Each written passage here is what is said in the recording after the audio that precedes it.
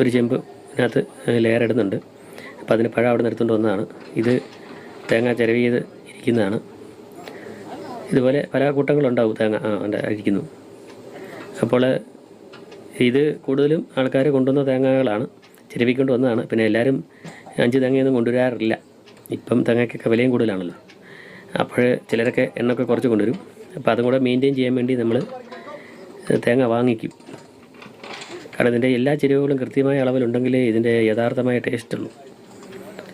ഇപ്പോൾ അവിടെ ലെയർ ഇട്ടുകൊണ്ടിരിക്കുന്നതിൻ്റെ ഭാഗമായിട്ടാണ്. ഇതുണ്ട് അരി നമ്മൾ പൊടിച്ച് വറുത്ത് കൊണ്ടുവന്ന പൊടിയാണ്.